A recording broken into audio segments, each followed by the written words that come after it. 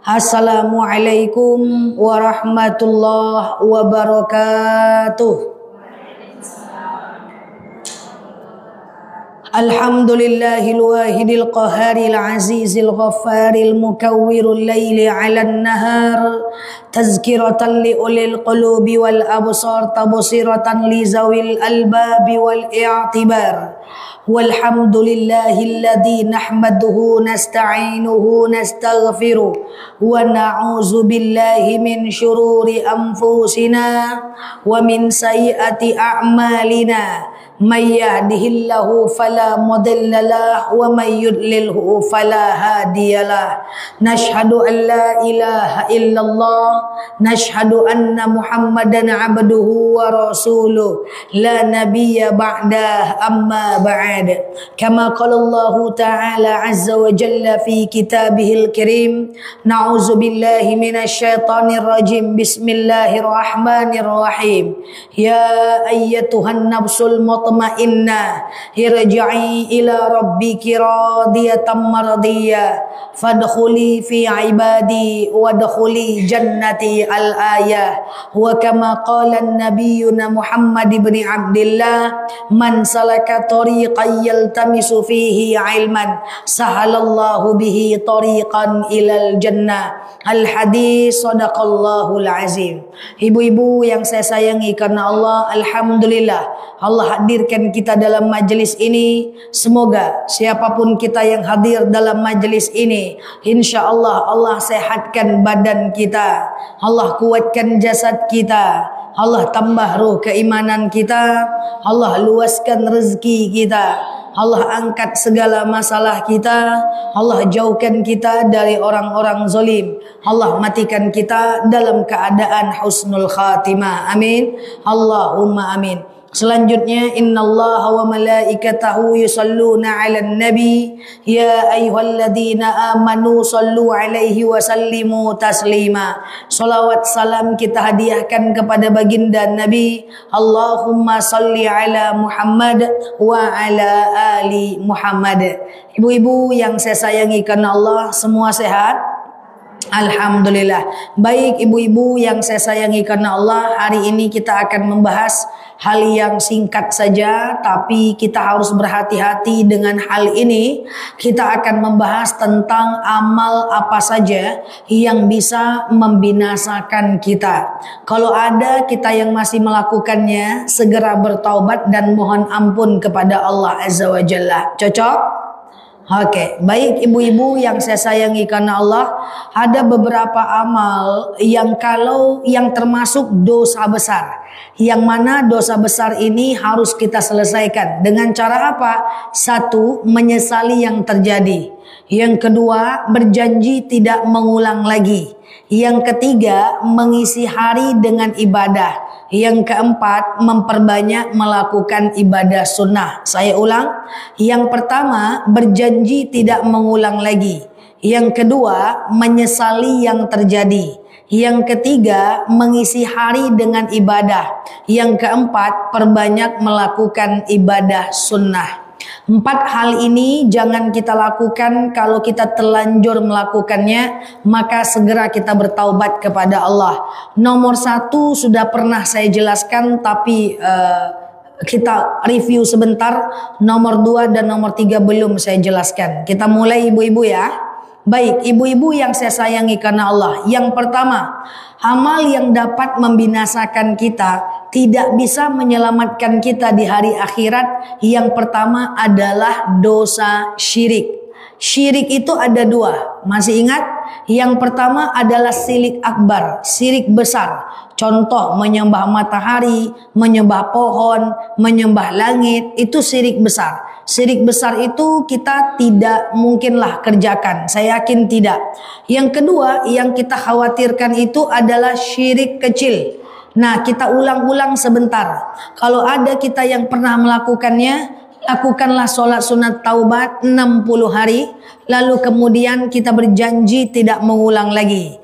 Apa itu syirik kecil? Banyak. Contoh yang pertama, berterima kasih kepada manusia berlebihan tanpa mengucapkan zikir.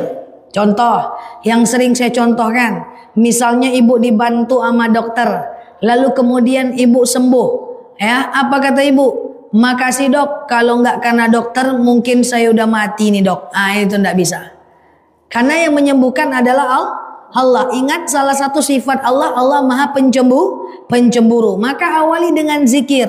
Alhamdulillah, terima kasih dok, udah bantu sembuhkan saya. Nah, atau misalnya yang sering saya contohkan, ibu menyeberang jalan, dibantu oleh anak muda. Apa kata ibu?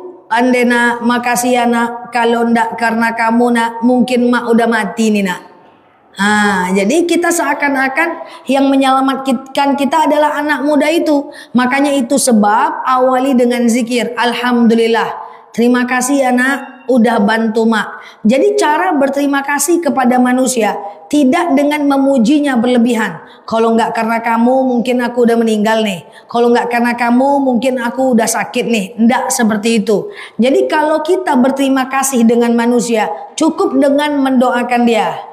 Makasih ya nak, semoga panjang usia, lapang rezeki, dan kemudian dimudahkan urusan. Makasih ya dok, udah bantu saya. Semoga dokter lancar kerjaannya, semoga dokter dimudahkan Allah urusannya. Seperti itu. Jangan berterima kasih kepada manusia seakan-akan dia yang membantu kita. Dia membantu kita tetap atas izin Allah. Misalnya nih, kita diselamatkan sama seseorang, rumah kita nggak jadi dimaling. Kita bilang apa? Kalau nggak karena kamu nih, mungkin rumahku udah habis nih. Nggak gitu. Yang kita lakukan apa? Alhamdulillah, terima kasih ya udah bantu rumah saya. Semoga kamu lebih baik, semoga lapang rezekimu dan seterusnya. Jadi cara berterima kasih kepada manusia, lakukan diantaranya apa? Lakukan adalah doakan dia. Oke, bukan memujinya berlebihan atau berterima kasih berlebihan. Clear ya? Apalagi syirik yang kedua, ini udah pernah kita bahas. Ingat, percaya kepada mitos. Ya kan? Mitos.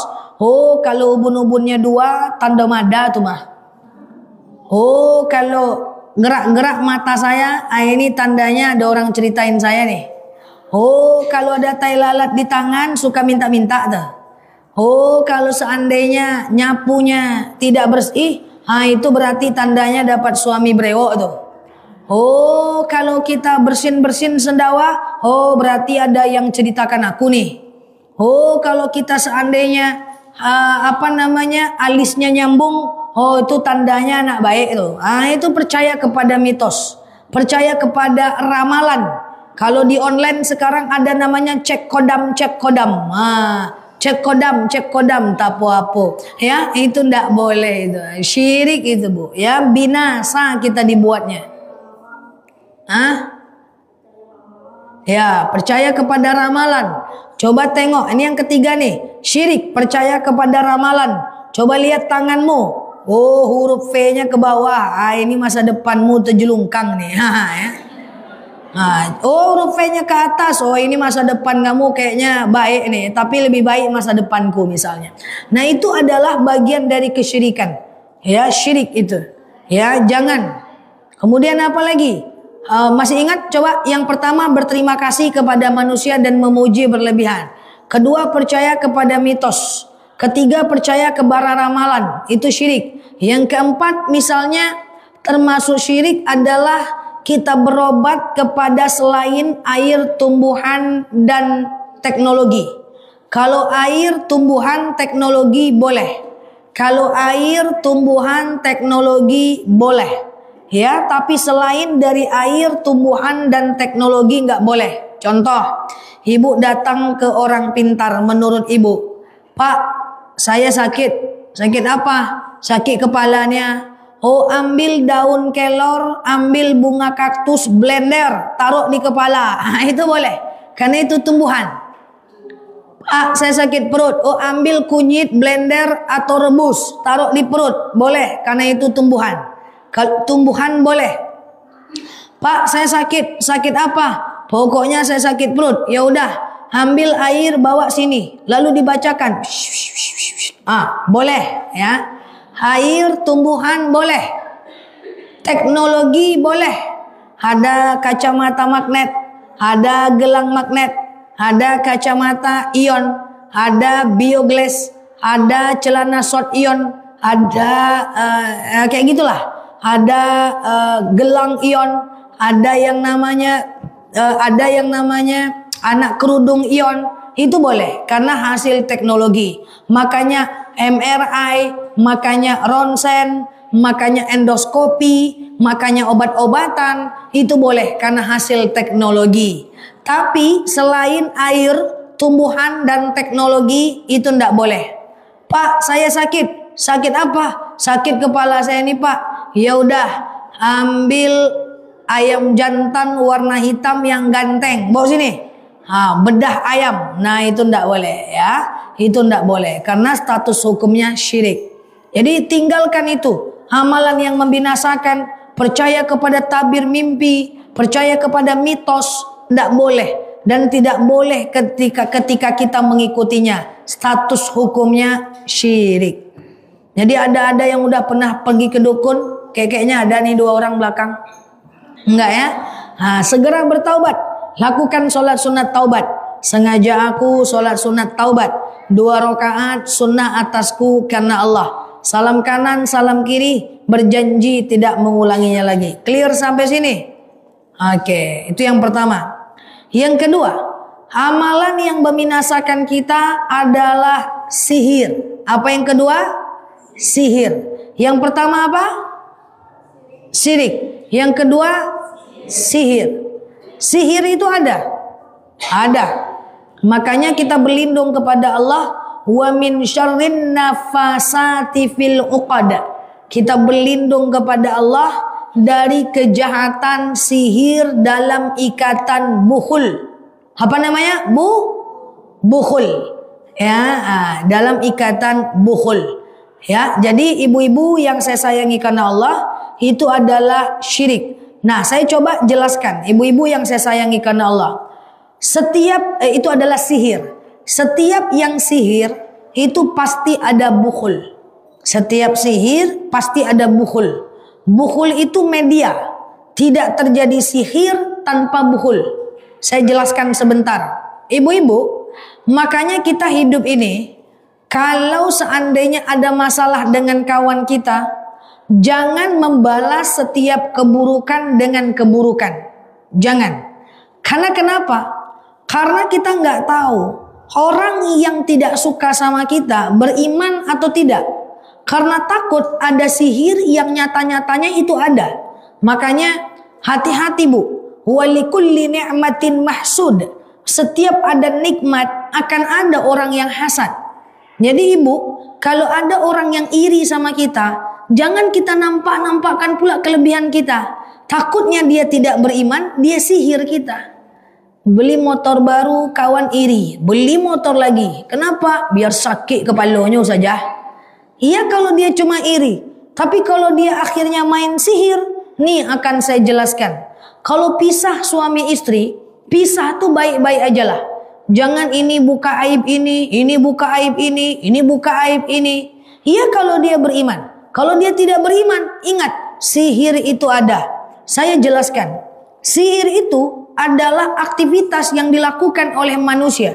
Yang mana dia bekerja sama dengan jin dan lainnya. Sihir itu ada. Bahkan di negara Arab seperti Arab Saudi, itu ada polisi yang khusus spesifikasinya menangkap pelaku sihir. Itu kalau ada pelaku sihir, itu dibunuh itu. Ya, hukumannya berat, itu pidana. Kisos di masjid Kisos Jeddah. Ya, jadi sihir itu ada. Makanya hati-hati. Sihir tidak bisa kena kepada kita, melainkan kita pakai bukhul. Nah, kalau pakai bukhul itu baru kena. Nah, bukhul itu terdiri dari 2. Ada yang al-kharij, ada yang dari luar, ada yang dari dalam. Yang dari luar gimana? Yang dari luar, misalnya orang bisa sihir kita dengan rambut kita, dengan potongan rambut. Nanti dia akan tempel di samping rumah, di bawah tanah. Itu ada, itu bukan cerita dongeng. Dan untuk menyembuhkan sihir, mesti ada ketemu bukhulnya. Rambut, maaf, celana dalam, itu juga bisa. Makanya ibu kalau darah haid itu dibersihkan betul-betul. Karena darah bisa dijadikan sebagai media sihir. Nauzubillah. Itu ada. Makanya kita ini baik-baik aja lah. Ya, baik-baik aja, jangan punya musuh di mana-mana. Karena sihir itu bisa disembuhkan dengan ruqyah, bisa. Tapi kalau nggak ketemu bukhulnya susah juga. Oke? Apalagi dia bisa dari luar dan kemudian dia bisa dari dalam. Dari dalam itu gimana? Misalnya maaf izin dari sesuatu yang dimasukkan ke dalam minuman kita, atau dimasukkan kotoran kita sendiri yang dimasukkan dalam tempat kita, atau bahasa Minangnya apa dulu yang orang kira itu adalah itu adalah mitos padahal fakta. Maaf banget, ciri barandang, maaf ya. Nah itu kotoran dimasukkan dijadiin media sihir. Nauzubillah. Makanya kalau potong rambut, maka usahakan potong rambut itu diambil aja rambutnya. Ya, ibu sendiri kubur. Atau kalau ibu haid, ibu bersihkan betul-betul supaya tidak ada darah yang bisa diambil. Kalau ibu makan di tempat makan, ya usahakan macam ibu pesan makanan saat ibu ada. Oke, kita tidak tahu kondisi karena sihir itu ada. Nauzubillah. Maka usaha preventifnya apa? Yang pertama, usahakan jangan menyakiti hati siapapun. Karena setiap orang yang kita sakiti, ya kalau dia orang beriman. Kalau dia orang yang tidak beriman, takut-takutnya nanti dia melakukan sihir. Kalau sihir lebih susah diobati daripada sekedar kemasukan jin. Kalau kemasukan jin nggak perlu nyari bukhul. Tapi kalau sihir macam harus cari bukhul. Paham sampai sini? Kemudian yang kedua, kalau seandainya itu belum terjadi, na'udzubillah, maka kita perbanyak berdoa. Apa doanya? Sebelum ada itu, a'udzu bikalimatillahi tammati min syarri ma khalaq. Ya Allah, aku berlindung kepadamu dari kejahatan semua makhluk. A'udzu bikalimatillahi tammati min syarri ma khalaq. Ya Allah, aku berlindung kepadamu dari kejahatan semua makhluk. Baca aja 3 kali setiap habis sholat. A'udzu bikalimatillahi tammati min syarri ma khalaq. Ya Allah, aku berlindung kepadamu dari kejahatan makhluk. Apa ciri-ciri orang kena sihir? Nauzubillah, banyak sekali. Badan lebam-lebam tapi nggak ada masalah. Suka mimpi buruk, nggak ada masalah. Satu keluarga mendemam padahal masalah nggak ada. Muntah padahal bawa ke dokter nggak sakit. Contoh, hidupkan bunga di rumahnya tidak ada mau hidup. Kaktus tempel di rumah, tanam di rumah, mati. Auzubillah. Ya. Nah, itu dilakukan. Perbaca banyak a'udzu bikalimatillahi tammati min syarri ma khalaq. Ya Allah, aku berlindung kepadamu dari kejahatan semua makhluk. Nauzubillah. Maka ibu-ibu yang saya sayangi karena Allah, semoga kita terlindung dari sihir. Perbanyak juga membaca surat Al-Falaq. Surat Al-Falaq. Al-Falaq tujuannya apa? Wa min syarrin nafasati fil uqad. Coba qul a'udzu birabbil falaq. Terus min syarri ma khalaq. Kita berlindung dari kejahatan semua makhluk. Wabi terus wa min syarri ghasiqin iza waqab. Kita berlindung kepada Allah dari malam apabila telah gelap. Terus lupa. Wa min syarrin nafasati fil uqad.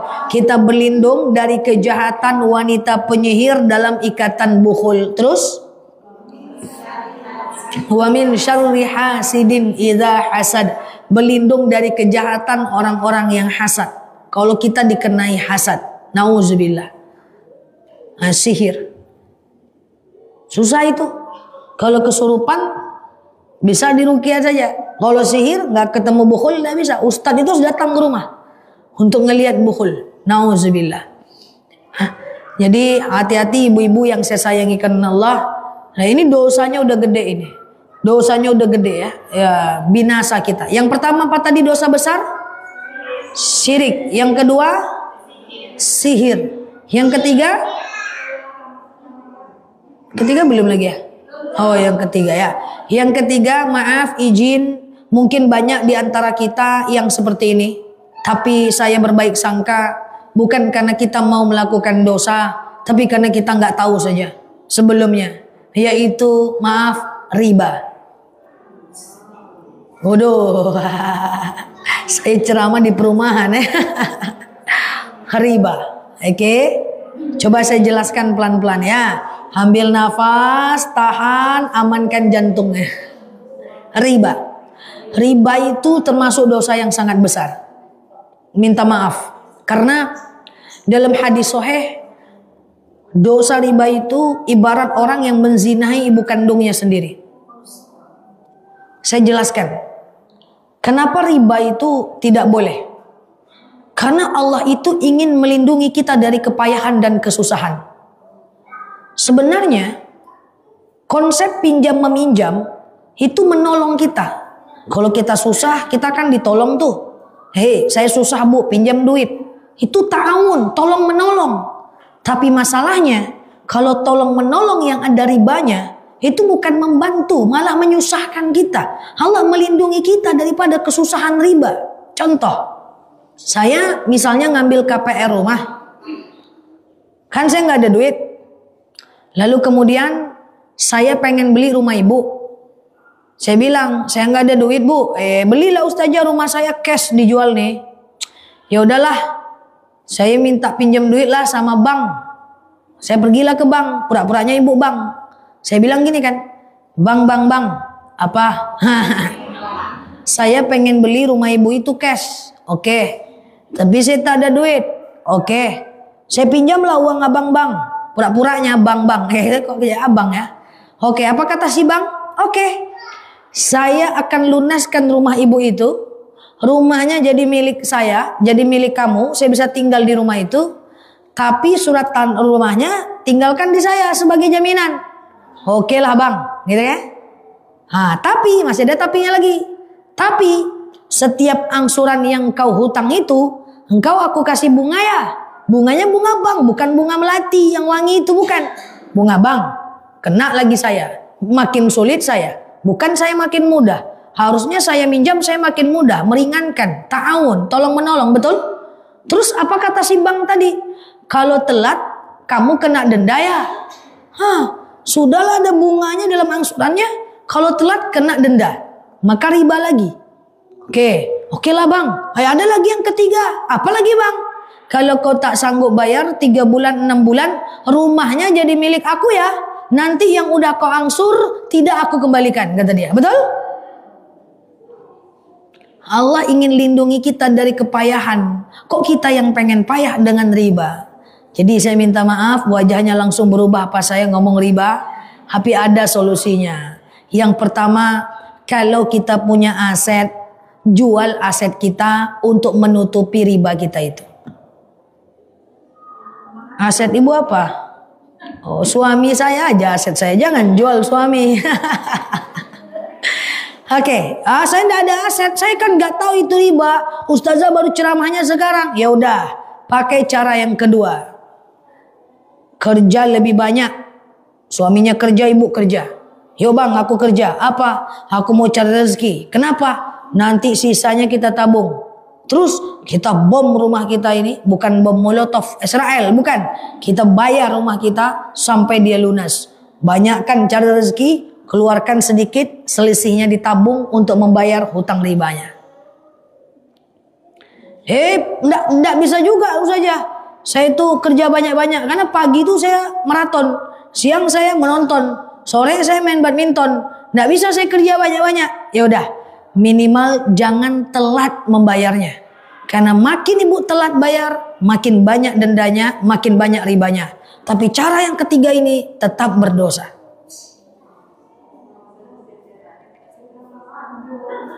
Ya itu dia kalau udah telanjur ada 3 caranya.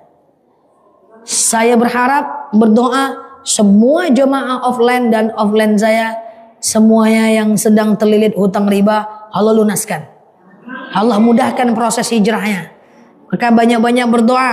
Allahumma kfini bihalalika an haramik waghnini bifadlika amman siwak. Ya Allah, jauhkan aku dari yang haram, dekatkan aku dengan yang haram, yang halal, dan cukupkan, kayakan aku agar aku tidak meminta kepada selain Engkau. Bismillah. Dah, semoga Allah mudahkan kita semuanya. Cepatlah saja pulang saja. Yang pertama apa tadi? Syirik. Yang kedua sihir. Yang ketiga riba. Riba itu kalau saya berpikirnya, kalaupun saya nggak ngerti agama, pura-puranya saya nggak ngerti agama, Bu. Pura-puranya ya. Saya nggak mau, Bu, melakukannya. Yang terlanjur biarlah berlanjur, ya nggak apa-apalah. Masa bisa mobil harga 200 juta pas kredit jadi 400? Angka-angka matematika saya nggak masuk juga. Nggak usah bicara dosa, saya nggak mau itu. Rugi dah. Ya, nyari uangnya susah, malah kenanya 400. Nggak masuk Pak Eko. Ya kan? Nah, jadi karena saya pernah menemani teman saya yang terpaksa menjual kredit mobilnya. Saya kan nggak ngerti awalnya tentang kredit. Jadi saya bilang jual karena dia punya masalah macam dengan suaminya. Mobilnya harganya 370 juta. Dia udah angsur gitu selama 3 tahun gitu. Pas pelunasan ternyata masih ada 270 juta lagi. Udah gitu orangnya bilang apa? Ya udah 270 juta lagi kami beli, kami lunaskan ke bank, sisanya kami kasih ibu. Jadi mobil tuh dikasih ke dia, pakai duit dia lunaskan mobil sehingga suratnya bisa punya showroom. Dia cuma bawa duit 20 juta pulang. Nah ini nauzubillah ya. Jadi soal riba ini saya minta maaf nih Bu, minta maaf banget Bu. Jangan punya prinsip kalau anak ibu mau menikah harus dia punya rumah dulu. Nggak ada Bu kayak gitu Bu, nggak ada Bu. Gaji anak ibu 4 juta cuma, iyalah sampai 4 juta, 3 juta 500. Nah, kredit rumah 1.500.000, sisa 2 juta. Itu 15 tahun kenaikan gajinya lebih rendah daripada tingkat bunga bank. Lalu ibu menyuruh dia menikah dengan perempuan, ngasih uang ke istri cuma 2 juta. 15 tahun nanti susah anaknya Bu. Nggak bisa dia berkembang. Mending 1.500.000 dia tabung. Setahun udah 15 juta. 2 tahun sudah 30 juta. 3 tahun sudah 45 juta. Lalu dia buka usaha dengan uang itu. Berkembang uangnya. Nah jadi tidak harus Bu. Ya, tidak harus, biarlah kita sudah terlanjur sudah daripada menangis pula habis pengajian ini. Yang penting saya doakan semoga Allah lunaskan hutang-hutang kita itu ya. Amin. Oke gitu ya. Oke, nah itu dia. Yang ketiga, yang keempat, terakhir, ibu-ibu yang saya sayangi karena Allah, amalan yang bisa membinasakan kita atau amalan yang sangat buruk atau amalan yang termasuk dosa yang cukup gede gitu ya, yang cukup besar adalah mengkafirkan sesama Islam. Nauzubillah. Saling mengkafirkan. Tapi saya rasa umat Islam tidak seperti itu. Sesama muslim dia saling mengkafirkan. Nauzubillah. Ya, yang dia bilang orang itu murtad lah, mungkin karena tidak sepemahaman. Yang dia bilang orang itu makanya dalam dalil dikatakan lebih aku cintai runtuhnya Ka'bah daripada sesama muslim saling mengkafirkan. Nauzubillah. Orang itu Bu, selagi dia tidak murtad maka dia tetap Islam.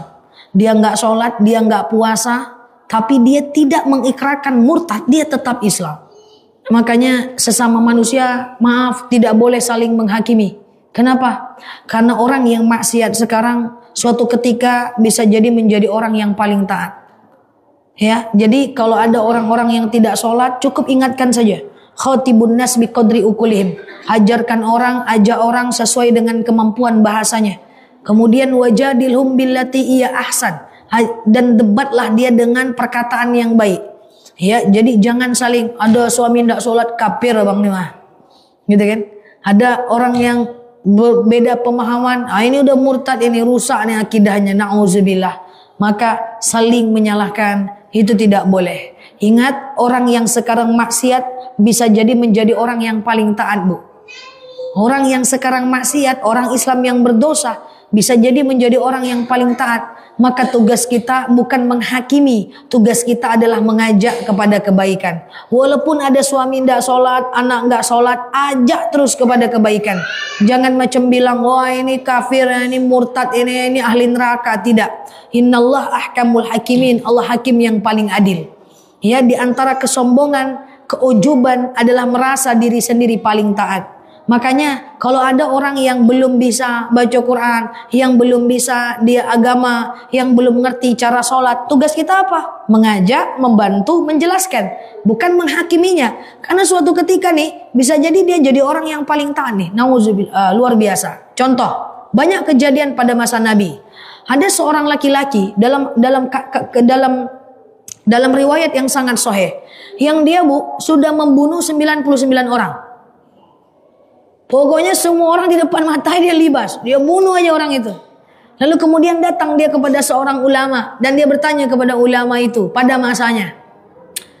Saya telah membunuh 99 orang ini. Apakah taubat saya diterima? Lalu terkejutlah si ulama nih. Apa kata dia? Payah nih. 99 orang kau bunuh. Bagaimana mungkin pintu taubatmu bisa dibuka?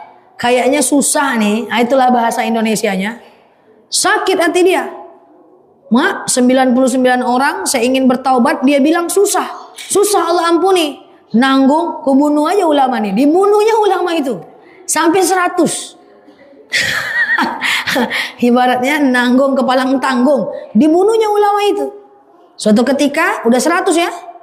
Nah, dia 99, dia tanya ke seorang ulama. Ulama itu bilang, tidak akan diterima taubatmu. Engkau telah membunuh 99 orang. Nanggung, kata dia. Dibunuhnya depan dia. 100 orang.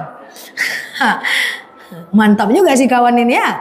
Lalu kemudian suatu ketika, dia bertanya lagi kepada ulama yang lain. Saya telah membunuh 100 orang. 99 orang biasa. 100 orang adalah ulama yang menyatakan saya tidak mungkin masuk surga. Nanggung kepalang tanggung, saya bunuh pula dia. Akhirnya ulama ini berkata, bisa Allah ampunkan dengan syarat hijrah. Hijrahnya gimana? Hijrahkan semuanya, termasuk tempat tinggalmu. Jangan lagi kamu tinggal di sini, jangan berguru di sini, karena kamu udah terkenal sebagai pembunuh di kota ini. Kamu pergi ke sana, temui ulama itu, belajarlah dengan dia. Wah, disuruh pergi dari lokasinya. Jalan kakilah dia menuju tempat dia belajar. Membawa surat dari ulama dari kota Madinah, pergi ke tempat itu. Di tengah perjalanan meninggal dia Mau belajar nih, mau hijrah nih, mau taubat ini. Di tengah perjalanan meninggal dia. Akhirnya turunlah malaikat. Malaikat pertama mengatakan, ini adalah punyaku. Karena dia udah membunuh 100 orang. Ahli neraka. Datang malaikat lain yang bilang, enggak, ini punyaku. Gimana pun dia udah mau taubat. Ini ahli surga. Ibaratnya bercakaplah malaikat. Bahasa sederhananya. Maka akhirnya diukur. Dia lebih dekat ke tempat dia belajar, atau dia lebih dekat ke tempat dia membunuh. Ternyata dadanya saat meninggal hanya sejengkal lebih dekat ke tempat dia hijrah. Maka dosanya diampunkan oleh Allah. Masya Allah. Allah maha pengampun. Jadi kita tidak bisa menghakimi orang lain. Mengatakan orang ini murtad, orang ini tak taat. Kita hanya bisa mengajak dan mendoakannya. Selanjutnya urusan Allah. Banyak orang-orang yang maksiat suatu ketika menjadi orang yang paling taat. Makanya jangan putus asa. Wala taqnatum min rahmatillah. Jangan putus asa dengan rahmat Allah. Tidak boleh menghakimi orang, yang adalah mengajak kepada kebaikan. Masih ingat kisah penutup? Ada seorang wanita yang kemudian dia berzina. Dia mengaku kepada Rasulullah, ya Rasulullah saya berzina. Rasulullah cuek. Alah, siapa yang melihat kau berzina? Saksinya enggak ada, suamimu ada. Apa kata baginda Nabi? Pulang. Suruh pulang. Tandanya Nabi tidak menghakimi. Setelah 6 bulan mulai besar perutnya. Ngaku kepada Rasulullah, ya Rasulullah, tolong rajam aku sampai mati. Aku ini udah berzina dengan laki-laki lain. Rasulullah lihat perutnya. Udahlah, nggak ada buktinya. Rasulullah dia suruh pulang lagi. Setelah kandungan 8 bulan datang lagi kepada Rasulullah. Ya Rasulullah, betul ya Rasulullah, saya berzina. Karena udah 3 kali Rasulullah mengutus sahabat, coba kalian teliti ini di mana suaminya. Rupanya betul suaminya sudah 2 tahun tidak bersama dia. Betul dia berzina. Maka Rasulullah mengatakan, kau lahirkan anak, baru datang ke saya. Setelah lahir, datang kepada Rasulullah. Ya Rasulullah, saya sudah berzina. Tolong rajam saya sampai mati. Kenapa mau dirajam? Karena rajam dalam agama Islam fungsinya 2. Jawabir dan jawazir. Mendatangkan efek jerak dan menghilangkan dosa. Jadi kalau udah dirajam, dosanya hilang. Makanya maaf, hukum kisos, kalau mencuri potong tangan, jawabir dan jawazir. Ya, mendatangkan efek jerak dan menghilangkan dosa. Potong tangan, dosa hilang. Jadi dia minta nih dosanya diampunkan, dia pengen dirajam sampai mati. Kamu masih menyusui? Masih ya Rasulullah, kamu pulang dulu. Rasulullah tidak menghakimi. Woi ahli neraka, enggak. Pulang dulu, susui anakmu. Begitu mulianya akhlak Rasulullah. Lalu kemudian setelah dia susui anaknya, dia titipkan ke kakaknya. Lalu kemudian dia ingin dirajam, dikumpulkan masyarakat Madinah untuk melemparnya sampai dia mati. Lalu masyarakat Madinah menghina dia. Apa kata orang? Rasain kamu masuk neraka kan? Kamu akhirnya dirajam kan? Makanya berzina jugalah kamu, gitu ya. Dihinalah oleh masyarakat komplek. Itulah ibaratnya. Apa kata Rasulullah kepada masyarakat? Uskut jami'ah. Diam semuanya. Andaikan ampunan Allah yang diberikan kepada wanita ini dibagikan kepada seluruh penduduk Madinah, maka masih bersisalah ampunan Allah kepada wanita ini. Artinya apa? Wanita ini sudah diterima taubatnya, sudah dimandikan dengan taman-taman surga. Masya Allah. So, tidak boleh kita menghakimi siapapun. Ya, Islam itu indah. Yang boleh mengajak dan mendoakan. Tak boleh saling mengkafirkan, saling menghina, mengukur keimanan seseorang, itu bukan tugas kita. Innallah ahkamul hakimin, Allah hakim yang paling adil. Semoga kita lebih baik. Amin Allahumma amin. Semoga kita terhindar dari syirik, sihir, riba, dan mengkafirkan sesama muslim. Wallahu a'lam bishawab. Ala hazihi niyah. Al-Fatihah.